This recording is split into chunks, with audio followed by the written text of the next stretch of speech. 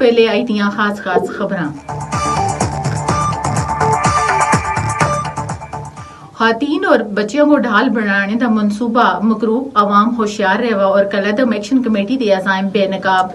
22 और 23 दी रात को एक्शन कमेटी का मनसूबा बेनकाब।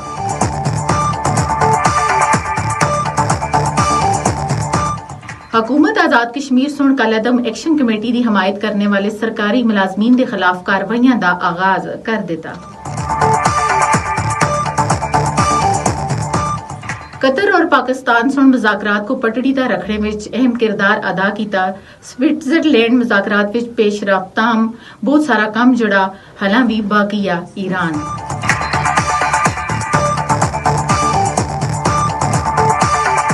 रावलाकोट विच कलदम अवामी एक्शन कमेटी की जानब तो धरना जारी है, जबकि आजाद कश्मीर के मुख्तलिफ इलाकों में मामूलाती जिंदगी रवां दवां।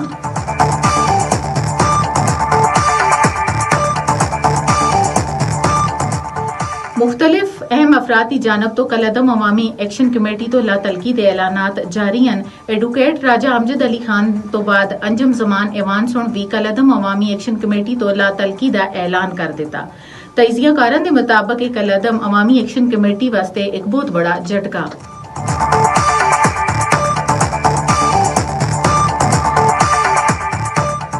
आजाद कश्मीर इंतखाबात मुस्लिम लीग नून सुन 45 विचों 37 हल्कियां दे टिकट जारी कर छोड़े।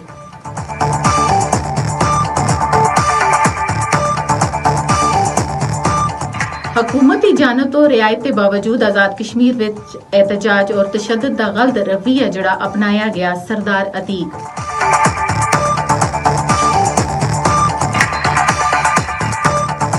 पाकिस्तान के सदर आसिफ अली जरदारी की जानब तो भारत विच मुसलमाना के तारीखी मकामात और अकलियतां के हकूक के हवाले नाल दिए गए एक बयान सुन भारतीय दारुल हुकूमत नई दिल्ली विच एक नया हंगामा खड़ा कर छोड़ा।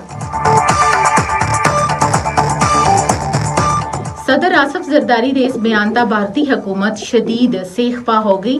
ये मामला उस वक्त शुरू होया जदों आसिफ अली जरदारी सुन भारत के अंदरूनी हालात और उत्थे दे मुसलमाना की सदियां पुरानी मसाजिद को गिराए जुलने दी खबरां दा अपने गहरे दुख और तशवीश का इजहार किया।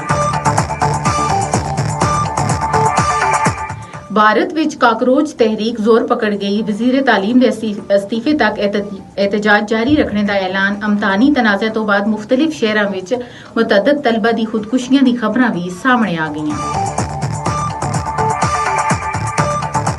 मकबूजा कश्मीर भारतीय हुकूमत का मजीद 5 जेलों की सिक्योरिटी पैरा मिलिट्री के हवाले करने का फैसला।